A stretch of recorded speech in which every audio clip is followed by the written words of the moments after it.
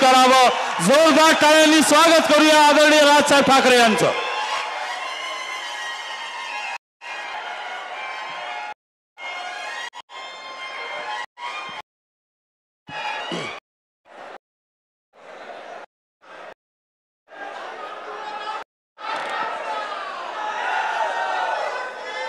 तुम्हाला आवाज येतोय का माझा?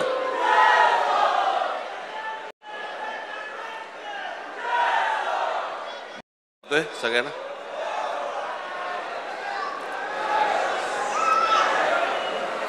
सन्माननीय व्यासपीठ आणि माझ्या जमलेल्या सर्व मराठी बांधवांनो, भगिनींनो आणि मातांनो,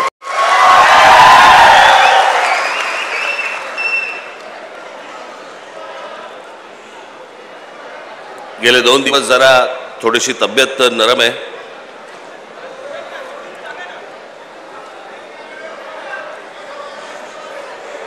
मी आज जो आत्ता इथे आलोय, मला सकाळी माझ्यात ताकद नव्हती। मी फक्त जयंतरावांच्या प्रेमाखातर, तुमच्या प्रेमाखातर म्हणून मी आज इथे आलो। फार काही लंब भाषण करणार नाही, परंतु जरा पावसाळा कमी झाला की पनवेलमध्ये मी सभा नक्की देईन, निश्चित देईन।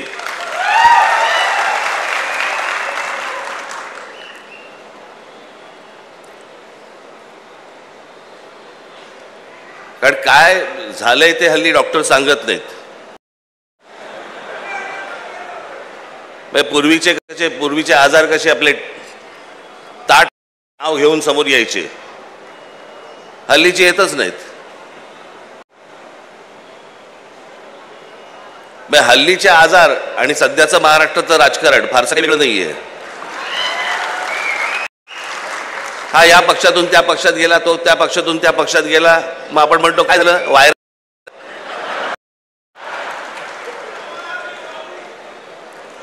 हे सगळे महाराष्ट्रात व्हायरल खूप फिरतायत।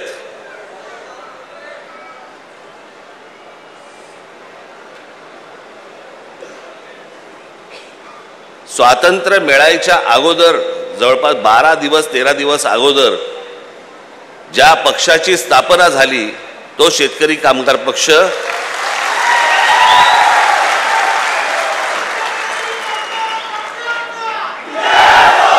3 ऑगस्ट 1947 ला स्थापना झाली आणि 15 ऑगस्ट 1947 ला स्वातंत्र्य मिळालं।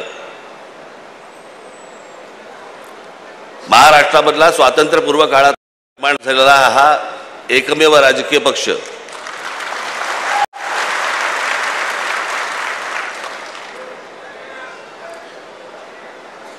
इतक्या वर्षानंतर देखील हे सगळं टिकून आहे, हे खरंच आश्चर्य आहे। मला अजूनही आठवतंय की 1981 साली शिवसेनेचं पहिलं अधिवेशन मुंबईला झालं होतं आणि त्या शिवसेनेच्या पहिल्या अधिवेशनाला प्रमुख पाहुणे म्हणून श्रीपाद अमृत डांगे आले होते, कम्युनिस्ट पक्षाचे। खरं तर शिवसेना आणि कम्युनिस्टांमध्ये कधी मधून विस्तवी जात नसे, पण राजकारण आणि राजकारणी हे उदार होते, मोठ्या मनाचे होते। ते मोठं मन आता संकुचित व्हायला लागले सगळ्यांचं। म्हणजे आज जर समजा विचार केला त्या गोष्टीचा, तर शिवसेनेच्या व्यासपीठावरती श्रीपाद अमृत डांगे येणं म्हणजे भगव्या व्यासपीठावरती लाल ध्वज येण्यासारखं होतं।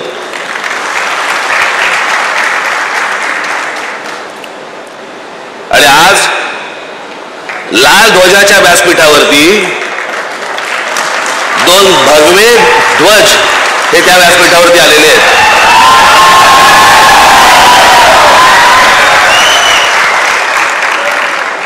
जयंतरावांनी मला जेव्हा येऊन सांगितलं की तुम्ही यायला पाहिजे, आणि ते बाकी काय फक्त मराठीवर बोला, त्याच्यामुळे आता बाकी मला खरं तर शेका पक्षावरती खूप बोलायचं होतं, पण जयंतराव बोले नका बोलू, म्हणून त्याच्या मला काय बोलता नाही येणार होतं। उल्लेख शेतकरी कामगार पक्षाच्या व्यासपीठावरती मी पहिल्यांदा येतोय। नाही, दुसऱ्यांदा येतोय.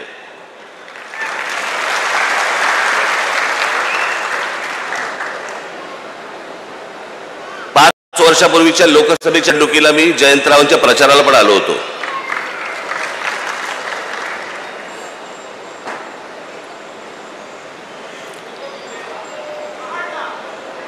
राजकीय पक्ष असतात, निवडणुका होतात, निवडणुका लढवल्या जातात, सगळ्या गोष्टी असतात.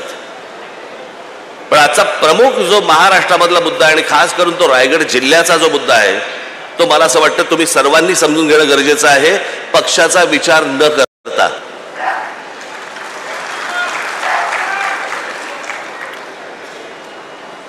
आज ज्या प्रकारे या संपूर्ण रायगड जिल्हा हे अटल सेतू वगैरे झालंय, जेव्हा जेव्हा चांगले रस्ते ज्या वेळेला आलेले आहेत त्यावेळेला जर राज्यकर्त्यांचं लक्ष नसेल तर तो प्रदेश बर्बाद व्हायला वेळ लागत नाही. आणि आपल्याकडच्या राज्यकर्त्यांचं तुम्हाला आता सध्या माहितीच आहे. महाराष्ट्राचा राज्याचा मुख्यमंत्री, महाराष्ट्र राज्याचा मुख्यमंत्री महाराष्ट्रात लहान मुलांना हिंदी कशी आणता येईल आणि शिकवता येईल याचा विचार करतोय.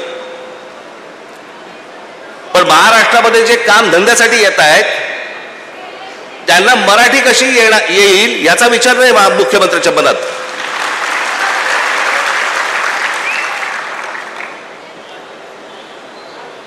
महाराष्ट्रामधला मराठी माणूस, महाराष्ट्रामधला भूमिपुत्र याचा विचारच नाही. आणि याचं सगळ्यात मोठं विदारक जर स्वरूप कुठचं असेल, भीषण स्वरूप जर कुठचं असेल तो रायगड जिल्हा आहे.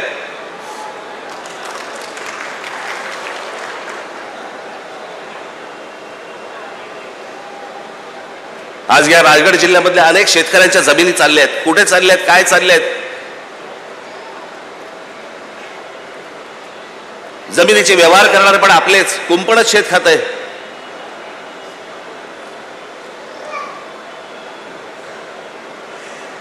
शेतकऱ्यांच्या जमिनी चालल्या आहेत, उद्योगधंदे येत आहेत, उद्योगधंद्यांमधनं बाहेरच्या राज्यातनं माणसं येत आहेत. मी आज ज्या व्यासपीठावरती आलेलो आहे त्या पक्षाचं नाव आहे शेतकरी कामगार पक्ष. म्हणजे एका बाजूला शेतकरीही बर्बाद होतोय आणि दुसऱ्या बाजूला उद्योग जे येत आहेत त्याच्यामध्ये मराठी कामगार भरती होत नाहीयेत, बाहेरच्या राज्यातले लोक होत आहेत. शेतकरी कामगार पक्ष मग काय उपयोग? या रायगड जिल्ह्याची जबाबदारी जयंतराव तुम्ही हातामध्ये घेतली पाहिजेत. आणि जो शेतकरी आहे तो बर्बाद होणार नाही. या रायगड जिल्ह्यामधली मराठी तरुण तरुणी या उद्योगधंद्यामध्ये कामाला लागली पाहिजेत. याच्यासाठी मला असं वाटतं सर्व पक्षांनी काम करणं गरजेचं आहे. बाकीची राज्य बघा तुम्ही. मी या हिंदीच्या प्रश्नावरती पण बोललो होतो. मी तेव्हा माझ्याकडे आले होते ना जेव्हा ते शिक्षण मंत्री भुसे, त्यालाही मी म्हटलं होतं, मी म्हटलं गुजरात या देशाचे पंतप्रधान आणि या देशाचे गृहमंत्री हे दोघेही गुजरातचे आहेत. अमित शहा एका त्यांच्या इंटरव्ह्यू मध्ये बोलले होते, त्यांना प्रश्न विचारला भाषावादावरती, तर ते बोलले पहिल्यांदा तुम्हाला सांगतो म्हणे मी काही स्वतः हिंदी भाषिक नाही, मी गुजराती आहे. देशाचा गृहमंत्री स्वतः ठणकावून सांगतो की नाही मी हिंदी भाषिक नाही, मी गुजराती आहे.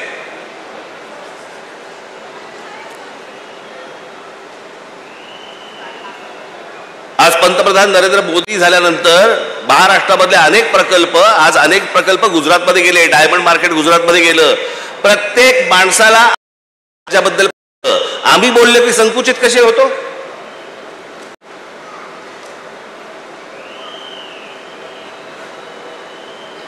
मी जेव्हा त्यांना सांगितलं म्हटलं तुम्ही आता हिंदी आणायचा प्रयत्न करता, गुजरातमध्ये आहे का हिंदी? ते बोलले नाही गुजरातमध्ये नाही हिंदी. म्हटलं मग महाराष्ट्रात का आणताय? यांचं काय राजकारण चाललंय ना, मला असं वाटतं आपण ही गोष्ट नीट समजून घेणं गरजेचं आहे. राजकीय पक्ष निवडणुका येत राहतील, जात राहतील, सगळं होत राहील. मी मागे माझ्या भाषणात म्हणालो होतो ना, एकदा तुमची भाषा संपली आणि तुमची एकदा जमीन गेली, पाठीवर तुम्हाला कसलंही स्थान नाही, कसलंही स्थान नाही. मी आता मुद्दा म्हणून तुम्हाला आता गुजरात मधली जागेची परिस्थिती म्हणजे शेती जमीन बघा, शेतीची जमीन गुजरात मधली काय परिस्थिती आहे. Gujarat tenancy and agriculture land act या कायद्यानुसार गुजरातमध्ये जे गुजरातचे रहिवासी नाहीत किंवा अनिवासी भारतीयांना शेत जमीन विकत घेता येत नाही. म्हणजे उद्या जर समजा तुम्ही महाराष्ट्रामधून जर समजा गुजरातला गेलात, तुम्हाला शेत जमीन विकत घेता येणार नाही. हे भारतामध्ये चालू आहे. हे आपल्या देशातच चालू आहे. ज्या राज्य आणि गृहमंत्री हे दोन्ही एका ज्या गुजरात राज्याचे आहेत, त्यांच्या राज्यामधली या देशातला कोणीही नागरिक जाऊन विकत घेऊ शकत नाही.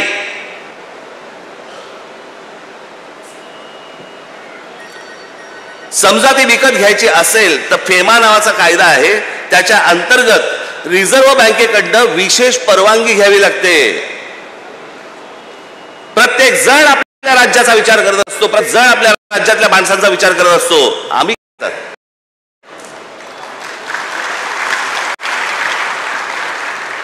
आज आमच्याकडे इथे रायगड जिल्ह्यामध्ये कोण जमिनी घेत आहे, कोण येत आहे, कोण राहत आहे, काय चाललंय माहिती नाही.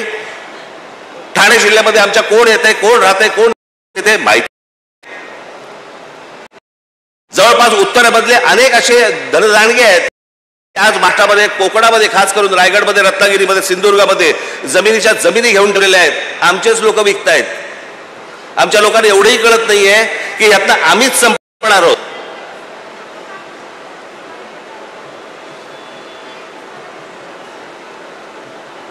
माझी तुम्हाला सांगते आहे,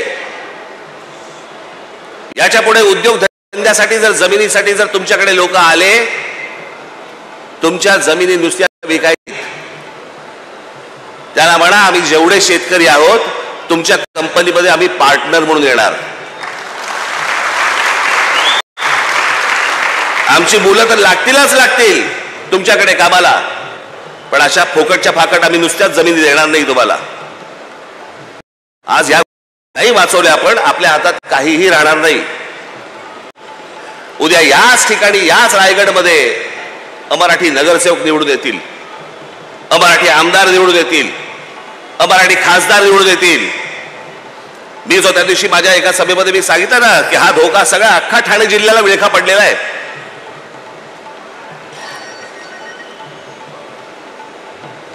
आज इथे विमानतळ येत आहे, इथे अगोदर एक पोर्ट आहे. कोण माणसं येत आहेत, कोण नाही येत आहेत. मला असं वाटतं आपण सगळ्या पक्षांनी विचार केला पाहिजे की या येणाऱ्या नवीन विमानतळावरती सर्वाधिक जवळपास 100% ही मराठी मुलं आणि मराठी मुली कामाला लागल्या पाहिजेत तिकडे.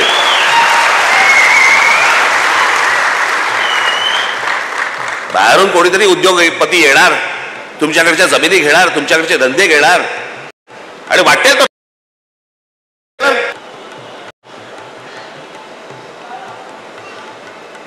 आता तुम्हाला म्हणे तुम्ही ह्या म्हणजे सगळ्या जमिनी आणि याच्यावरती म्हणे कायदा आणला राज्य सरकारने. तुम्ही कोण आहात तर अर्बन नक्षल आहात. शहरामध्ये राहणारे नक्षल. तुम्ही जर विरोध केला, कुठच्या प्रकल्पाला विरोध केला तर सरकार मला अटक करू शकतं, करूच देत.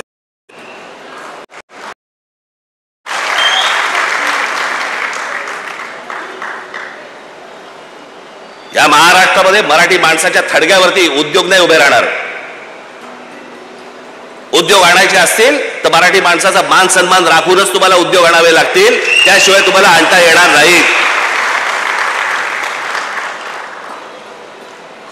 कोण कुठे येतोय काही काही पत्ताच लागत नाहीये. कुठून रस्ता म्हणजे या संपूर्ण राज्यामध्ये कोणत्या प्रकारची प्रगती होते, कुठून रस्ते निघणार आहेत, काय निघणार आहेत, फक्त मंत्र्यांना माहिती.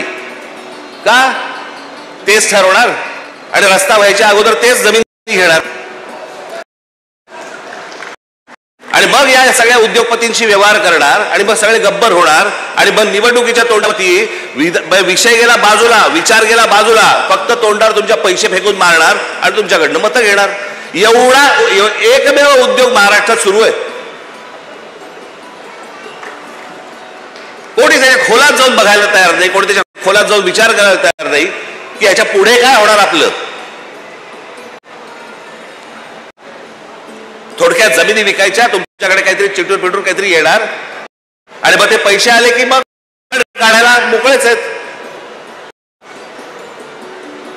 सर्वाधिक डान्स बार हे रायगड जिल्ह्यामध्ये बंद झाले होते ना हो.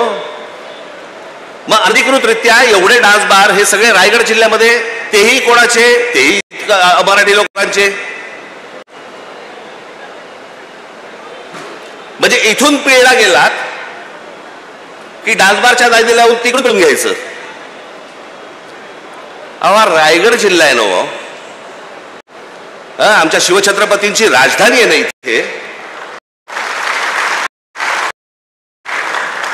कल्याणच्या सुभेदाराची खडा नारळाने ओटी भरून परत पाठवणी करणारा आमचा राजा, त्याची राजधानी इथे असताना त्या डान्सबार सुरू आहेत. तुम्हाला पूर्ण भरकटवून टाकायचं. तुमचं मूळ विषयांकडे लक्षच नाही गेलं पाहिजे. वेगळेच विषय आणायचे. आता कालच माझ्याकडे कोणीतरी आणलं की आता काहीतरी महाराष्ट्र राज्य स्वतः गुजराती साहित्य संमेलन भरवतोय म्हणे. भरवू देत.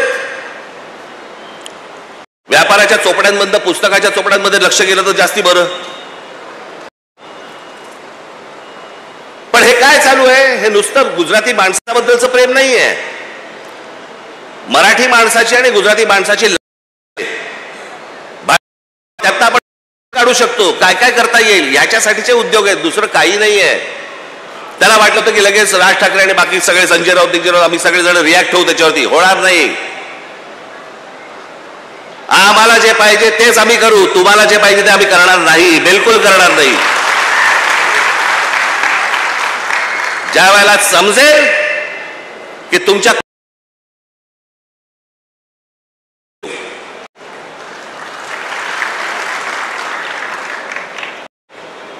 आज जो तुमच्याकडे समोर आलोय तो फक्त एवढ्यासाठीच आलोय, कान बंद ठेवू नका, डोळे बंद ठेवू नका. आपल्या आजूबाजूला काय नक्की चालू आहे याच्यावर तुमचं बारीक लक्ष असलं पाहिजे. खास करून माझ्या तरुणींना आणि तरुणांना मी सांगेन की काय रायगड लक्ष ठेवा. तुम्ही विकले जातात. तुमच्या पायाखालची जमीन निसटते आहे. तुमची भाषा पण निघून जाणार इकडनं. आणि मग नंतर कालांतराने, मी नेहमीच सांगत होतो, कालांतराने पश्चातापाचा हात फक्त कपाळावरती मारत बसावा लागेल तुम्हाला. दुसरं तुमच्या हातामध्ये काही राहणार नाही. पाहिजे पैसे प्रत्येकाने कमवले पाहिजेत. तुमच्या प्रत्येकाकडे पैसे आले पाहिजेत. कुटुंब उभी राहिली पाहिजेत. सगळ्या गोष्टी उभ्या राहिल्या आहेत. महाराष्ट्र विकून नाही.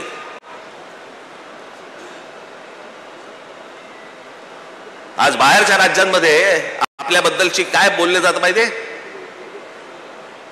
अत्यंत लाज वाटते मला. लाज. हे कोण आहेत लोक म्हणे? परचेसेबल कम्युनिटी. विकत येणारी माणसं, विकत घेता येणारी माणसं.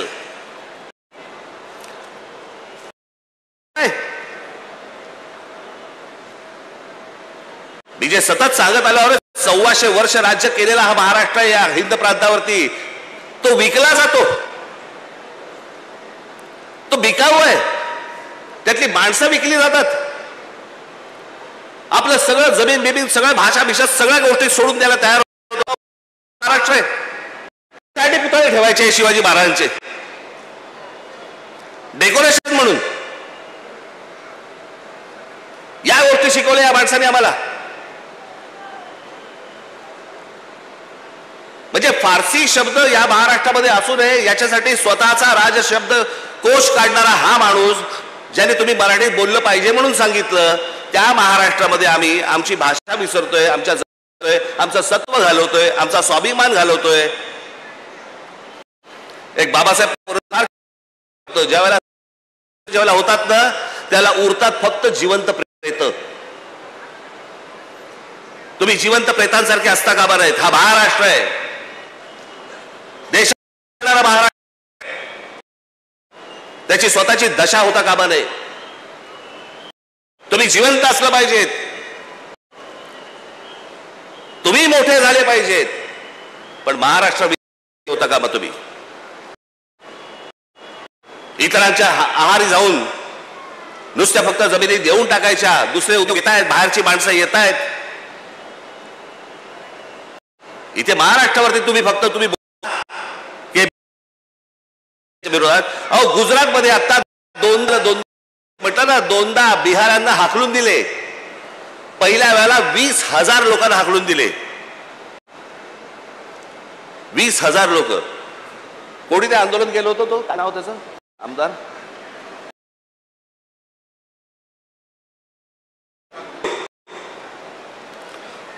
त्याने आंदोलन केलं गुजरातमध्ये. बातम्या नाहीत. बिहारी लोकांना हाकलून दिले. जवळपास 20,000 लोकांना हाकलून दिले.